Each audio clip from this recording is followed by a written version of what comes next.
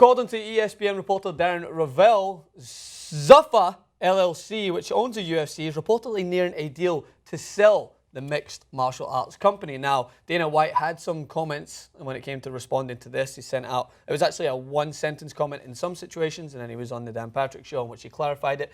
But first of all, where did this emerge from? What was the tweet that came out stating that UFC was ready to be sold? Well, Darren Rovell, who does a lot of the business end tweeting from ESPN, he has a whole bunch of followers. Deadspin trolls him all the time. I don't know where you guys' stance on Darren Rovell is. I actually find some of his stuff pretty interesting. But I find it immediately interesting when he gets into beefs with anybody because it's hilarious. Most of the time, it doesn't even go his way.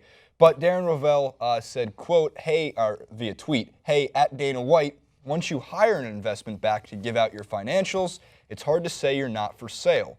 We had 3 different independent sources that said the UFC volunteered a full year of EBITDA of in between $200 million and $250 million to investors. Bleacher Report article continued to say that White continues to deny the UFC was for sale during this morning's Dan Patrick Show, which we have also. Your reaction to Darren Rovell's story about the UFC, up for sale, or is there a possible partial sale of the UFC? Yeah, we're not up for sale. We're always doing, we're always working on deals and our expansion globally.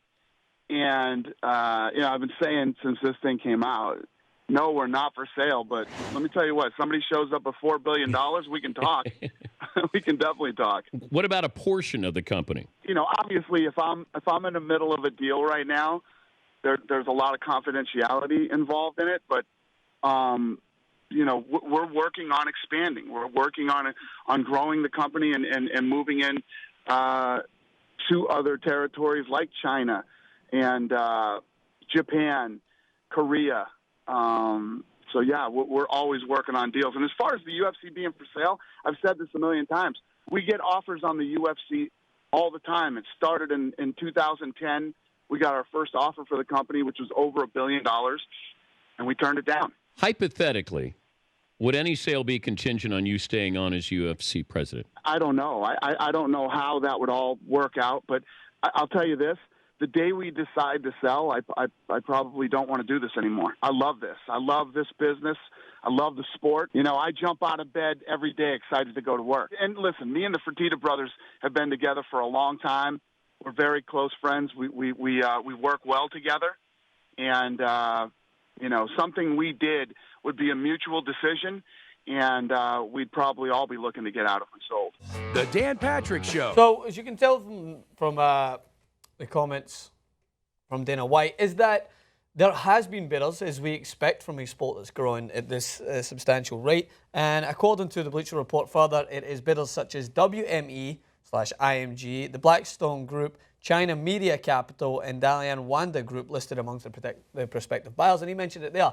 It's like with the amount of money that you see specifically in Asia, and you see people like those in China investing in world football, investing in other sports. There is undoubtedly going to be bids there.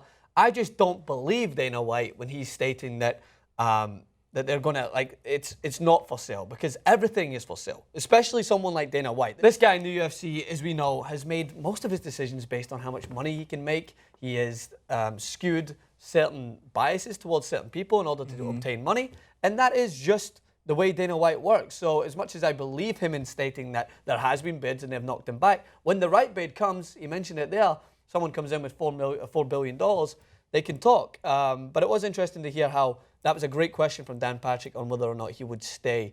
Like a bid to come in would depend on him staying. That's like one of the funny parts about that is depending on who buys it, it's not up to him. Yes. Like if a group comes in and buys not even just a controlling share, if they buy the whole thing, let's say that number is true, $4 billion, and it's the WME group, and they decide, no, whoever the buyer is comes in and says, I want to be president of the UFC.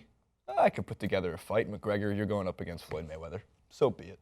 I don't care. Put him in the octagon. You have to take everything that Dana White says with a grain of salt until there's actual proof or whatever that what he's saying isn't true. So as you mentioned, of course it's for sale. Everything is for sale in this country. Everyone has their price. And of course, I think the Fertitta brothers, he said he mentions how he's very good friends with the Fertitta brothers and, they've known each other a long, long time. and how much he loves the sport. Do the Fertitta brothers love the sport as much, or do they see dollar signs too? For food for thought is really what I'm going with on this one. When you're owners, you can be the biggest fan in the world, but as we know from just to categorize sports is in general is like everything has a price. Everything has a point where your loyalty to the club or to the franchise or whatever else it is has a buying and selling point. Is that you can be the biggest fan in the world, but if your team's not making any money, you're an idiot if you just continually pump money into a sport that you love unless you're getting anything in return. It is so represented in world football. I've seen many investors invest so much money into a club that they love, but as soon as that club starts to, I would say, not perform or isn't bringing back in the amount of money you're investing, you're going to abandon ship and you're going to look to try and sell further, whether or not you love the sport. Dana White may and will truly love the UFC. But we know he loves money. Yeah, but he loves money more. And as soon as if someone comes in and goes, right, $4 billion, you're not going to be president, but you're going to take this check here that's going to he's probably well off for life anyway, but it's going to make things a little bit sweeter. You better believe his bald head is running down to the nearest Gucci store and getting himself some alligator shoes to match that of Conor McGregor's. Major correlation between bald-headedness and domination of sports. Who else is bald head dominating? Well, Anderson Silva was. We're doing a clip on that soon. Oh. Zinedine Zidane is. Oh, interesting. We'll do a battle of the balds and who's the best bald There's headed only, man? yeah, there's Kobe, MJ. Who's the sexiest bald? Guardiola. Probably.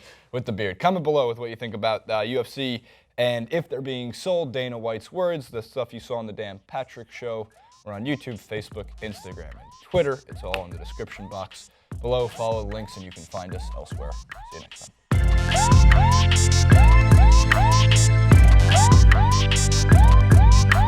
time.